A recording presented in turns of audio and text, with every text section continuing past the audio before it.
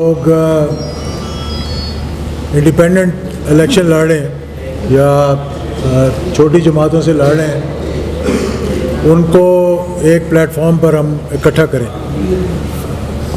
और इस वक्त सबसे बड़ी बात यह है कि पाकिस्तान को इस चीज़ की ज़रूरत भी है कि एक ऐसा हम ग्रुप सामने लेकर आएँ जो कि उन ऐसे लोगों पे मुश्तमिल हो जो इस वक्त जो कि हमारे साथ आना चाहते हैं और कोई रूम नहीं है जहाँ पे वो जाना चाहें। और ख़ास तौर पर इस वक्त जो पाकिस्तान के अंदर एक पोलराइजेशन है और जिन मुश्किलात का सामना है उसका अज़ाला करने के लिए हमने कहा एक ऐसा प्लेटफॉर्म होना चाहिए जो पाकिस्तान को नज़रियाती बुनियादों पर जो मसाइल की निशानदेही न करे बल्कि मसाइल का हल भी बताए। क्योंकि यहाँ तो जमातों के 60 लोग जो है वो बैठे अभी मैनिफेस्टो ही बना रहे हैं और मेरा नहीं पता कि वो खिचड़ी कब पकेगी, लेकिन हर किसी को पता है कि मसाइल क्या है। और हर किसी को ये भी पता है कि जो पिछले 16 माह की हुकूमत थी या उससे पहले भी थोड़ा सा अगर ले लें हम कि वो पाकिस्तान को मसाइल से निकालने के बजाय पाकिस्तान को मसाइल के अंदर मज़ीद डाल दिया। और मैं ये बात हमेशा से कहता आ रहा हूँ कि यहाँ पे जो हम लोग हैं जो जमहूरियत को पसंद करते हैं, जो देखना चाहते हैं कि जमहूरियत इस मुल्क के अंदर चले, अगर वो किसी चीज़ की मिसाल देते हैं ना, मैं समझता हूँ वो सबसे गलत मिसाल है। वो देते हैं चार्टर और डेमोक्रेसी की मिसाल। ये चार्टर और डेमोक्रेसी हो गया मुल्क के अंदर, तो जमहूरियत जो है ना उसके लिए ये एक ऐसा मंबा हमने खड़ा कर दिया है जिसको कोई हिला नहीं सकता। लेकिन ये लोगों को एहसास नहीं है कि ये जब चार्टर और डेमोक्रेसी हुआ था उस दिन ही हमने नज़रियाती सियासत को दफन कर दिया था। उस दिन जब नॉर्थ पोल और साउथ पोल मिले थे और जो उन्होंने वादे किए थे कि हम ये नहीं करेंगे, हम ये नहीं करेंगे, हम ये नहीं करेंगे, तो अभी उस चार्टर और डेमोक्रेसी की स्याही जो है वो खुश्क नहीं हुई थी। तो उससे पहले ही जिनके साथ मुलाकात नहीं करनी थी उनके साथ अबू धाबी में बैठकर मुलाकातें भी हो रही थी और फिर अंदरूनी ताकतें भी और बैरूनी ताकतों को भी इन्वॉल्व किया गया। यानी एक सेक्रेटरी ऑफ स्टेट ने अपनी किताब के अंदर ये लिखा कि मैं रात के 2-2 बजे तक पाकिस्तान के सदर को उठा देती थी और डायरेक्शन देते थे कि अब क्या करना है, अब क्या करना है, अब क्या करना है। और चार्टर और डेमोक्रेसी करने वाली जो 2 जमातें थी, एक PMLN थी, एक पीपल्स पार्टी थी। तो अभी PMLN जो है वो बैठी उससे स्याही को खुश कर रही थी, तो दूसरी जमात जो थी पीपल्स पार्टी वो बैठ कर इस्टेब्लिशमेंट के साथ, तो फिर भी जिन लोगों को इंटरवीन करना पड़ा कि उसको थोड़ा सा स्टेबल करें, वो उनका काम नहीं था, ये सियासतदानों का काम था कि वो किस तरह से इस मामले को ठीक कर सकते हैं। और फिर वो जमातें जिनका नज़रिया एक नहीं था, जिनका मैनिफेस्टो एक नहीं था, जिनका मिशन एक नहीं था, जिनका बयानिया एक नहीं था, वो सारी की सारी इकट्ठी हो गई और कोशिश उन्होंने क्या की कि अपने मफादात को सीधा कर लें और बाकी जो है वो मामलात को मुल्की मामलात को ना देखा जाए। तो इस सिलसिले में अगले चंद दिनों में मैं कुछ और जमातों के साथ भी राब्ते कर रहे हैं, कुछ हमारे साथ शामिल भी होंगी। तो उसमें जमीयत उलमा इस्लाम समीउल हक ग्रुप भी है, उसमें मरकज़ी मुस्लिम लीग भी है, उसमें मेरी GDA के साथ बातचीत हुई है और हो सकता है कि 1-2 दिनों में मैं वहाँ भी जाऊँ, उनके साथ भी बातचीत करें। बलूचिस्तान से भी हमारे साथ लोग हैं, KPK से भी लोग हैं, और जो आज शामिल नहीं हो सके कुछ धुंध की वजह से, कुछ इतवार की वजह से, क्योंकि इलेक्शन का वो चल रहा है। तो ये कोई यार मोहम्मद रिंद साहब जिस तरह हमारे साथ आए हैं बलूचिस्तान से, वो इकट्ठे हुए हैं, और मेरी पीर साहब पगाड़ा साहब के साथ बात हुई है, उनको मैं मिलने के लिए जाऊंगा अगले दिन। और मरकज़ी मुस्लिम लीग के साथ हम 1 आधे दिन के अंदर मिलकर ये ऐलान करेंगे कि हमने इकट्ठे चलना है। लब्बैक के साथ रिजवी साहब के साथ भी मेरी बात हुई है, उनसे भी हमने बातचीत की है कि किसी तरह से हम इकट्ठे मिल के चल सकें और कुछ सीट एडजस्टमेंट वगैरह हमारे दोस्तों के साथ जो इलेक्शन लड़ रहे हैं उनके साथ ये सीट एडजस्टमेंट हो जाए। तो इस सिलसिले में आज हमने जो हमारी पिछले 1-1.5 माह से मीटिंगें चल रही थी, आज हमने कुछ दोस्तों को इकट्ठा किया। हमने कहा कि अब क्योंकि दिन थोड़े रह गए तो इंडिपेंडेंस का ये ग्रुप है कि वो इस टाइम एकदम सबको ऑन बोर्ड करके एक अलायंस के तहत तो नहीं लड़ा सकते, लेकिन अलायंस हम बना रहे हैं कौमी यकजहती अलायंस के नाम से। ये कौमी यकजहती अलायंस जो है, नेशनल यूनिटी अलायंस, क्योंकि इस वक्त ज़रूरत इस चीज़ की है कि कौमी यकजहती पैदा हो और आपस में एक इत्तेहाद हो और ये जो पोलराइजेशन इस मुल्क के अंदर है वो दूर हो। और जैसे ही हमारे साथ 3-4 जमातें आएंगी तो हमने पहला काम ये किया, कमेटी एक कायम करके और तमाम लोगों के साथ हम मिलेंगे जाके और तमाम जमातों के साथ देखेंगे कि किस तरह से इस पोलराइजेशन को ख़त्म किया जाए, किस तरह से एक इत्तेहाद की फ़ज़ा पैदा की जाए। क्योंकि जब तक पाकिस्तान के अंदर ये पोलराइजेशन रहेगी, ना हम इकॉनमी को ठीक कर सकते हैं, ना हम इन्फ्लेशन को कंट्रोल कर सकते हैं, ना हम किसी चीज़ को कंट्रोल कर सकते हैं। और सबसे बड़ा एक और हमारा जो इस बातचीत का हिस्सा है वो ये कि हम ओवरसीज़ पाकिस्तानीज़ को चाहते हैं कि जिस तरह माजी के अंदर वो पाकिस्तान की इकॉनमी की रीढ़ की हड्डी बने रहे, इसी तरह से हम उनको फिर ऑन बोर्ड लेकर आएँ। रेमिटेंसेस हमारी देखें कितनी आती थी ओवरसीज़ पाकिस्तानी से कि 34 बिलियन के करीब थी और अब वो गिर कर मेरे ख्याल में 20 बिलियन भी नहीं रह गई है, उससे भी कम तो होती जा रही है। और उनको वोट का हक भी होना चाहिए, उनको इलेक्शन लड़ने का भी हक होना चाहिए, उनको वोट का भी हक होना चाहिए, क्योंकि पाकिस्तान की इकॉनमी जो सर्वाइव कर रही है वो बेशतर हिस्सा उसका उनकी कंट्रीब्यूशंस हैं। और अब वो इस वक्त पाकिस्तान की तरफ ना देख रहे हैं, ना यहाँ पे कोई डायरेक्ट इन्वेस्टमेंट आ रही है, क्योंकि जितनी स्टेबिलिटी नहीं होगी जब तक तो कोई इस तरफ देखेगा नहीं। तो इंशाल्लाह हमें उम्मीद है कि हम उस खला को पुर करने की कोशिश करेंगे और आगे चलकर फिर आपसे गुफ्तगू होती रहेगी।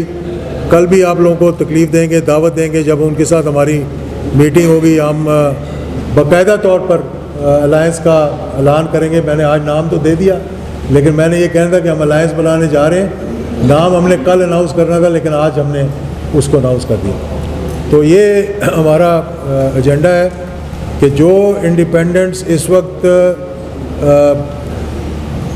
हमारे साथ खड़े हुए हैं, हम उनको एक अलायंस के तहत इकट्ठा करके और उस अलायंस से उनको सपोर्ट देंगे, चाहे जिस तरह भी उनको सपोर्ट दे सकें, ताकि एक अच्छा हमारा हिस्सा जो है वो आने वाली पार्लियामेंट के अंदर हो।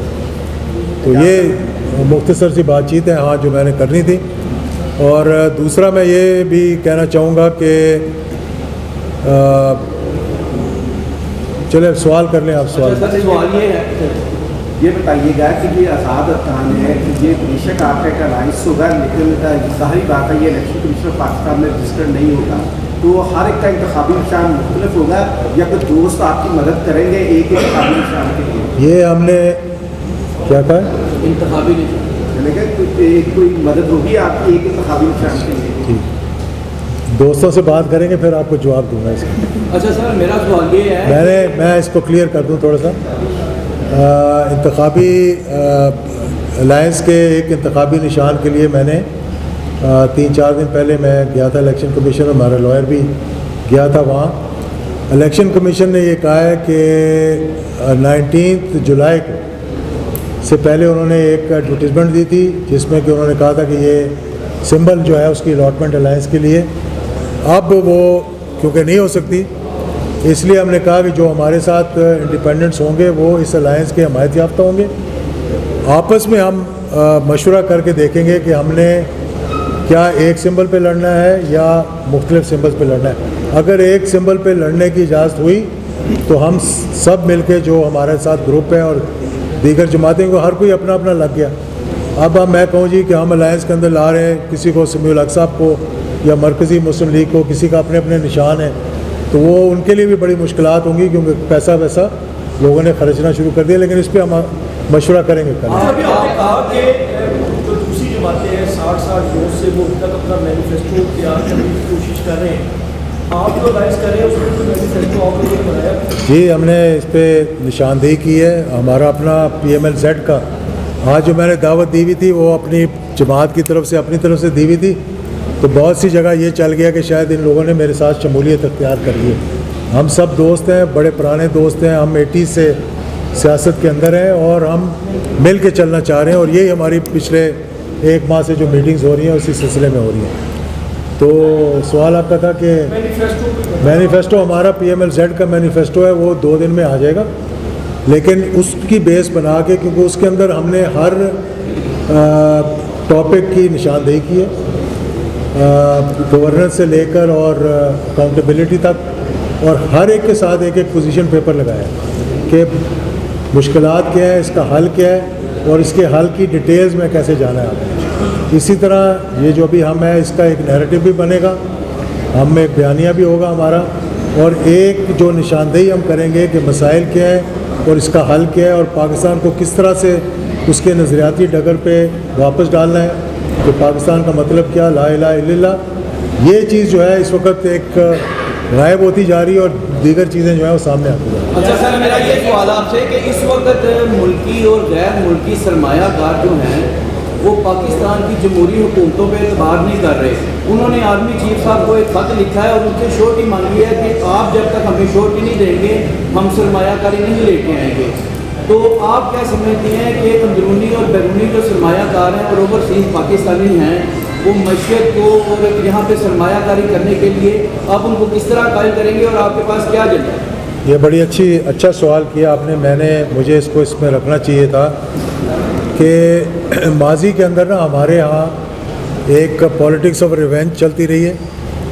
पॉलिटिक्स ऑफ रिवेंज 1988 से शुरू हुई है और ये सिलसिला चलता रहा कि बजाय मसाइल की निशानदेही करने के हम अपनी अपोजिशन को टारगेट करते हैं, बजाय मसाइल का हल निकालने के हम ये करते हैं कि एक दूसरे को गाली देते हैं, और बजाय इसके कि पाकिस्तान की तरक्की, खुशहाली, गुर्बत को दूर करने के लिए काम करें, हम ये करते हैं जनाब के फ़लाँ जेल में पा दो, फ़लाँ कट दो, फ़लाँ की अकाउंटेबिलिटी करा दो, फ़लाँ की ना करवाओ। तो इसलिए ये आपने बड़ी अच्छी बात की। बैरूनी सरमायाकार इस वक्त पाकिस्तान की तरफ इसलिए नहीं देख रहा कि एक तो जो क़यादत की तरफ देखता है कि ये वही क़यादत है जो वापस आ रही है जिसने माजी के अंदर मसाइल का हिस्सा बनी लेकिन हल नहीं निकाल सकी। एक बात ये इसलिए ज़रूरत पड़ी क्योंकि जहाँ जहाँ पिछले आर्मी चीफ भी और मौजूदा आर्मी चीफ जहाँ जहाँ जब भी उनको ट्रबल शूटिंग करनी पड़ी, अगर मैं ये लफ्ज़ इस्तेमाल कर सकूँ, तो उन्होंने जाके, चाहे हमारे रोल ओवर थे जो हम पैसे लेके रखते थे बाहर से इंटरेस्ट पे अपने रिज़र्व्स को बेहतर दिखाने के लिए, चाहे मज़ीद सरमायाकारी लानी है, चाहे चाइना से लानी है, मिडल ईस्ट से लानी है, यूएई से लानी है, सऊदी अरेबिया से लानी है, तो वज़ीर आज़म की वो पजीराई नहीं होती थी जो कि आर्मी चीफ से बात होती थी। क्यों? कि उनको पता है कि ये अगर कोई हमें गारंटी करेंगे तो शायद ही उसके ऊपर खड़े हो जाए। अगर कोई सियासतदान गारंटी करेगा तो एक माजी का किस्सा मुझे याद है, जब 98 में हम पे सैंक्शंस लग गई थी और हम कर्ज उतारो, मुल्क संवारो, और फिर कई मुल्कों में हम गए थे पैसे इकट्ठे करने के लिए। तो जब हमारे चीफ एग्जीक्यूटिव की उनके हेड ऑफ़ द स्टेट से बात होती थी तो वो कहते थे हमें अपनी लिस्ट दो ताकि we can give you in kind, अगर आपकी कोई ज़रूरियात है हमें बताएं, बजाय हमें पैसा देने के। उनको पता था कि ये पैसा जो है ये वहाँ लगेगा नहीं, ये कहीं और चला जाएगा। SIFC जो बनी है इस पर बहुत से लोगों को इतराज़ भी है, बहुत से लोग इसकी हमायत भी करते हैं। मैं इसकी हमायत इसलिए करता हूँ कि मैंने 1990s में जिस बात पर जहांगीर करामत साहब को अपने ओहदे से हटाया गया था कि उन्होंने एक जगह जब वो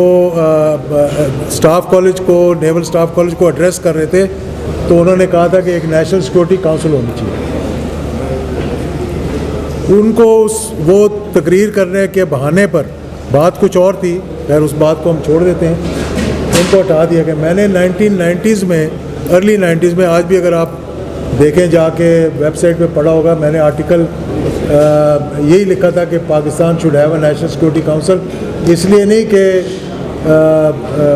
उनको इक़्तिदार में हिस्सा दें, इसलिए कि कंटिन्यूटी, तसलसल हम दिखा सकें। अब भी जो SIFC बना है तो लोगों को क्यों तसल्ली हुई है इससे कि यार सरमायाकार ये कहते हैं जो बाहर के हैं, जो डायरेक्ट फॉरेन इन्वेस्टमेंट आ रही है, कि हमारा पैसा जो है वो लगेगा नहीं, तो ये अगर हमें गारंटी देंगे तो यहाँ पर हम शायद जो है वो लग सके। और यही वजह है कि सारे मामलात वही कर रहे हैं। अब वो इस सिलसिले में मैं समझता हूँ कि जब तक यहाँ पर कंटिन्यूटी नहीं दिखाए जाएंगे, स्टेबिलिटी नहीं होगी, एक इत्तेहाद की फ़िज़ा नहीं होगी, सरमायाकार यहाँ पर नहीं आएगा, क्योंकि वो क्या लेने के लिए आएगा। यहाँ बिजली, यहाँ गैस, यहाँ जो मसाइल हैं, हमारी जो एक्सपोर्ट्स रिलेटेड मसाइल हैं, जब तक वो दूर नहीं करेंगे तो जब तक ये मामला नहीं हो सकता। सर ये बताइएगा कि कितने परसेंट आप समझ, क्योंकि आगे करना इलेक्शंस हफ्ता 2 हफ्ते आगे हो जाए, मैं उसकी बात नहीं कर सकता, लेकिन मैं समझता हूँ कि इलेक्शंस 8 फरवरी को हो जाएंगे। जो आपने सवाल पूछा उसका तो मजमून असल में मैं पढ़ नहीं सका कि उसके क्या मैंने उसके वीलॉग सुने हैं, उसकी डिटेल में मैं नहीं जा सका। मैं देखता हूँ अगर वो हुआ यहाँ तो मैं उसको पढ़ूँगा, लेकिन कैसे वो गया और कहाँ से लिखा और क्या लिखा मुझे नहीं पता। क्या लिखा शायद मीना असलम साहब को पता हो या किसी पढ़े लिखे को पता हो। इलेक्टेबल्स हैं और बड़ी जमातों के आप इलेक्टेबल्स को इकट्ठा कर रहे हैं जो आज़ाद लड़ेंगे, आज़ाद बड़ी तादाद में जीतते आते हैं। तो क्या आपने ये कुछ फैसला कर लिया कि अगर आपका फ्रैक्शन ग्रुप काफ़ी बड़ी तादाद में जीत गया तो आपका वज़ीर आला पंजाब के उम्मीदवार फिर उस्मान गुलजार साहब होंगे, वज़ीर आला का उम्मीदवार कौन होगा? ये पहली दफ़ा पाकिस्तान की तारीख में जो सबसे बड़ी गलती मैं समझता हूँ ना, वो ये है कि अभी इलेक्शंस हुए नहीं तो लोगों को पता है कि वज़ीर आज़म कौन होगा।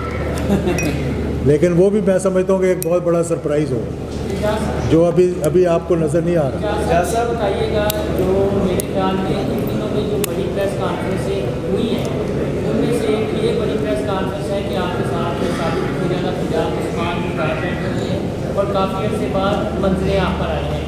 क्या कोई किस तरह का सरप्राइज़ आप चौधरी निसार के हवाले से भी रखते हैं? और दूसरा ये बता दीजिएगा, आप पर कल को बातें हो रही हैं कि आपको दोस्तों की आशीर्वाद है और इसलिए उस्मान गुलजार और अमीन असलम साहब आपके लेफ्ट राइट बैठे हुए हैं, तो इसको कैसे देखें? अमीन असलम साहब के अलावा भी हमारे साथ 25 लोग हैं। अगर आपको उनके नाम चाहिए तो हम उनके नाम भी दे देंगे। यार मोहम्मद रिन साहब का मैंने आपको नाम दे दिया, उन्होंने कहा था कि मेरा नाम दे देना। बहुत से लोग जो हैं पाकपटन से, सियालकोट से, अभी खानेवाल से हामिदिया राज साहब थे हमारे साथ, वो चले गए हैं। सरगोदा से पराचा साहब हैं, वो आए हुए थे मीटिंग में, वो चले गए हैं। और मोहम्मद यार खग्गा वगैरह वो नहीं पहुंच सके, तो उनकी वजह से फ़रूक खान दरेशक ये बैठे हुए, उनके कज़न हमारे साथ हैं PP 295 राजनपुर से। और इस किस्म के बहुत लोग हैं जो हमारे साथ हैं। और मेरे अपने जो साथी हैं जो इलेक्शंस लड़ते हैं वो हमारे साथ हैं। चौधरी मुर्जा साहब हैं, नुमान जावेद साहब हैं, कई लोग नए शामिल हो रहे हैं हमारे साथ। और ये वो लोग हैं जिन्होंने इलेक्शंस लड़ा, जिनके पास मैं ये समझता हूँ कि रोब नहीं है, क्योंकि एक जमात में वो जाना नहीं चाह रहे, दूसरी जमात में शायद जगह ना हो, तो कहीं ना कहीं तो एक प्लेटफॉर्म होना चाहिए जहाँ पे वो लड़ सकें इलेक्शन। तो ये बात है कि अब सपोर्ट भी करें और हमारे साथ बैठें। ये इनकी मेहरबानी है, ये इनकी मेहरबानी हो सकती है।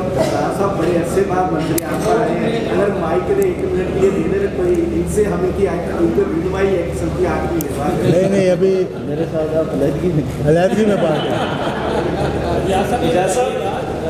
जिस तरह इस वक्त सियासत हो रही है, या तो वो प्रो PMLN है या फिर एंटी PMLN है, आप जो अलायंस बना रहे हैं इसके जो डायरेक्शन होगी वो क्या होगी? ये हमारी होगी पाकिस्तान के 25 करोड़ आवाम के लिए। सियासत हमारी एक ही है, पाकिस्तान के नज़रिए के लिए, पाकिस्तान की सरबुलंदी के लिए, पाकिस्तान के इस्तेकाम के लिए। जो इसके लिए काम करेगा हम उनके साथ हैं। और मैंने शुरू में कह दिया कि जिन्होंने 16 महीने इस पाकिस्तान के साथ जो किया है, मैं किसी के ख़िलाफ़ बात नहीं कर रहा, लेकिन अवाम जो है वो ये कह रही है।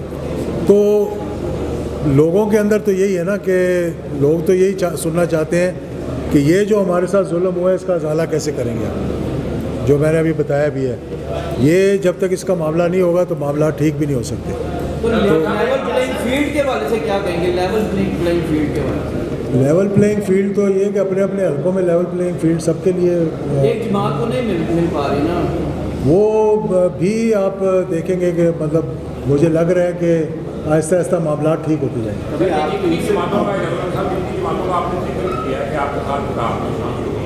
मैं फिर एक चीज़ मैं शुरू में कहना भूल गया था कि 9 मई को हम सारे कंडेम करते हैं, ठीक है ना, यहाँ से शुरू कर लेते हैं। 9 मई का वाक़या जो नहीं होना चाहिए था, तो और सबसे पहले मैंने कंडेम किया था उसको। और नहीं माने तो अब हम क्या, हम तो हमेशा अच्छा मशवरा देते हैं दोनों तरफ। एजाज साहब जब भी आपने जितने जमातों पर देखा किया है, आपकी माजी में हमने देखा है कि उनके पास मुल्क को पकड़ने हमारे साथ आ रही हैं, उनके अपने कैंडिडेट खड़े हुए हैं, हम एक दूसरे को फैसिलिटेट करेंगे। मैं एग्ज़ाम्पल तो नाम लेके नहीं देना चाहता, लेकिन अगर हमारे ज़िले में कोई खड़ा है, हम उसके साथ एक कॉम्बिनेशन बनाते हैं अच्छा, तो लाजमी बात है उसको भी फ़ायदा होगा, हमें भी फ़ायदा होगा। अगर वो हमारे साथ आते हैं सीट एडजस्टमेंट पे, तो 2 जगह ऐसी हैं जहाँ पर हम उनको जिता सकते हैं अगर वो हमारे साथ कोऑपरेट करें, ये मैं बता भी सकता हूँ। तो ये कहना जी कि और जितने हमारे साथ लोग आए हैं 20-25 के करीब लोग हैं, ज़्यादा शामिल होंगे कल के बाद इंशाल्लाह हमारे साथ।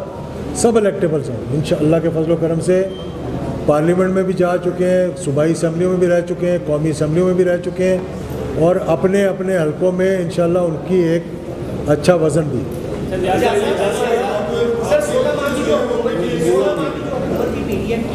उनका बयानिया ये था कि पंजाब में जो तरक्की का सफ़र है वो उस्मान बुज़दार के दौरे हुकूमत में रुका। तो आपकी राइट साइड पे बुज़दार साहब बैठे हैं, तो क्या कौमी यकजहती अलायंस जो है वो ये नैरेटिव बयान करेगा कि क्या इनकी कारकर्दगी की बुनियाद पर कौमी यकजहती अलायंस पंजाब में वोट मांगेगा? देखिए, कारकर्दगी का डिफरेंट क्राइटेरियाज है। एक होता है कि बारिश हुई और रबर के जूते पहन के तो गटर खोल के उसके अंदर चले गए कि बहुत बड़ा काम हो रहा है। दूसरा ये कि रात को 3 बजे उठ के आप पुलों पे चढ़ना शुरू कर दो। ये लाहौर शहर है भाई, हम रहते हैं साउथ पंजाब में, हमारा इलाका इस तरह है कि गाड़ी जो है ना एक कोने से दूसरे कोने जाएं तो पहले ट्रिप में नहीं तो दूसरे ट्रिप में टायर पंचर हो जाते हैं। तो आप सारी कंसंट्रेशन लाहौर पे ही रही है, साउथ पंजाब की रही है, 3 शहरों में रही है। हम बिलोंग करते हैं ये DG Khan backward area. Buzdar साहब ने शायद अपने हल्के में ज़रूर काम करवाया होगा, अगर कहीं और अपने उसमें नहीं करवाया तो हमारा साउथ पंजाब जो हम बॉर्डर के साथ करने नहीं दिया सर, ब्यूरोक्रेसी बड़ी तालों में, तो यही चलने नहीं दिया। इसीलिए हमने कहा कि जब तक गवर्नेंस सही नहीं होगी, जब तक के ये गवर्नेंस के रिफॉर्म नहीं होंगे, हम मामला आगे नहीं चल सकते। मेरा लास्ट पीर साहब बजाड़ो बड़े सीनियर सियासतदान थे, वो जब भी उनको इस तरह के हालात नजर आते थे ना तो वो एक जुमला कहते थे कि मुझे बूटों की आवाज़ आए। आपके राइट लेफ्ट इस पर जो अलायंस बन रहा है और आप भी बड़े करीब हैं उनके, तो कहीं आपको भी बूटों की आवाज़ आ रही है? देखें, अगर मुझे बूटों की आवाज़ आती, अगर मैं 3 महीने बाहर रह के ना आया होता, अगर मेरा पासपोर्ट ब्लॉक ना हुआ होता, ठीक है कि नहीं, तो मैं कह सकता कि हाँ जी मुझे भी बूटों की आवाज़ आ रही है। जिस तरह पंजाब अलायंस बना था पीटीआई को सपोर्ट करने के लिए, आज आप अलायंस बनाओगे और आपका भी मेजर किरदार जो है वो जनूबी पंजाब के अंदर होगा, तो क्या आपका अलायंस आने वाले वक्त में किस पार्टी के साथ चलना चाहेगा? हम अटक से लेके और अल्लाह के फजल करम से रहीम यार ख़ान तक लोग हमारे साथ हैं, और हम अपना एक हमारा अपना ग्रुप होगा। हम ये नहीं कह रहे कि हम किस पार्टी के साथ चलेंगे, जो पाकिस्तान की सरबलंदी के लिए, पाकिस्तान की बेहतरी के लिए, गरीब आवाम की मुश्किलात को दूर करने के लिए होगी, हम उनके साथ ज़रूर तावन करेंगे। हाँ जी, बहुत वहाँ पर ये एक तासुर है कि उनके एक जो कायद है वो सीएम के उम्मीदवार हैं पंजाब में। उस्मान बुज़दार साहब को आपने साथ उठा दिया, तो ये फरमानों पर पानी तो नहीं मिल जाएगा, क्योंकि अब देखिए इस मुल्क में सीएम जो हैं वो असेंबली में बैठे रहे, सदूर जो हैं वो एमएनए बन के पार्लियामेंट में बैठे रहे, वज़ीर आज़म जो हैं वो एमएनए बन के बाद में पार्लियामेंट में बैठे रहे। तो ज़रूरी तो नहीं है कि जो एक दफ़ा चीफ मिनिस्टर बन जाए उसने हर दफ़ा चीफ मिनिस्टर बनना है। मतलब इस वक्त तो प्राइम मिनिस्टर के बड़े कैंडिडेट फिर रहे हैं। तो मैं अब अगली मीटिंग में अपने साथ जो हमारे अलायंस में हैं उनको कहूँगा यार हमारा भी नाम फ्लोट कर दें। Subscribe to our channel by clicking the subscribe button. Click the bell button and enjoy the latest uploads from our channel.